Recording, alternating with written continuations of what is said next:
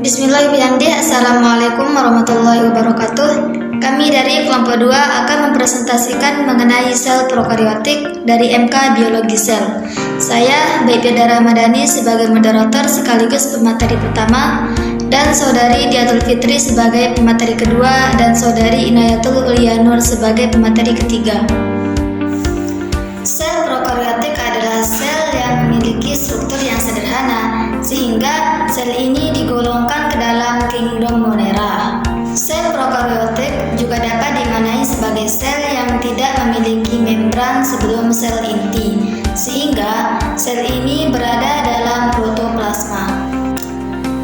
Adapun beberapa contoh yang akan kita bahas dari sel prokaryotik. Yang pertama adalah archaea. Apa sih archaea itu? Archaea merupakan organisme yang berasal dari sel prokaryotik yang terdiri dari sel tunggal, dan archaea ini mampu hidup di suhu tinggi mencapai 113 derajat Celcius. Yang kedua adalah bakteri. Bakteri merupakan organisme yang berasal dari sel prokaryotik yang terdiri dari sel tunggal, dan juga bakteri ini bisa dilihat oleh mata telanjang atau secara langsung, dan juga bisa dilihat melalui mikroskop karena ukuran dari bakteri ini beragam atau berbagai macam ukuran.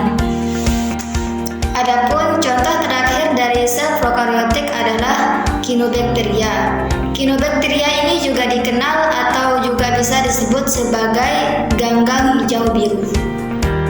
Selanjutnya, struktur umum sel bakteri. Yang pertama kapsul, 2 dinding sel, 3 membran plasma, 4 mesosom, 5 sitoplasma, 6 ribosom, 7 DNA, 8 granula dan vakuolagas, 9 klerosom, 10 flagella, dan yang terakhir itu fimbra. Struktur bakteri dibagi menjadi 2 bagian, yaitu struktur luar dan struktur dalam. Struktur luar dibagi menjadi 5. Yang pertama, dinding sel. Dinding sel merupakan lapisan luar membran sel yang mengelilingi jenis sel tertentu dan membatasi ruang bagi sel untuk mengembang. Yang kedua, kapsul. Kapsul adalah salah satu bagian dalam struktur sel bakteri yang terbuat dari karbohidrat kompleks polisakarida. Yang ketiga, membran sel atau membran plasma adalah sebuah struktur selaput tipis yang menyelubungi sebuah sel. Yang keempat, flagella adalah alat gerak berpotongan cambuk pada sejumlah organisme bersel satu.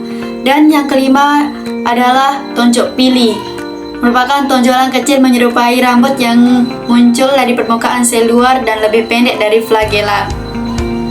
Struktur dalam bakteri dibagi menjadi 4, yaitu pertama, sitoplasma. Sitoplasma merupakan cairan di dalam sel yang mengelilingi nukleus dan menjadi tempat untuk organel sel menjalankan fungsinya.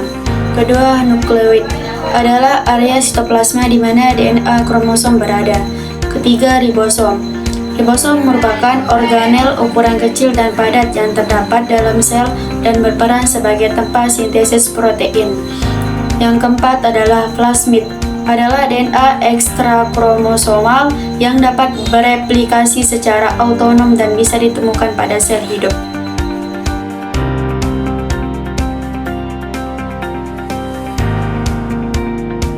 Sekian presentasi dari kami, kurangnya kami mohon maaf. Wassalamualaikum warahmatullahi wabarakatuh.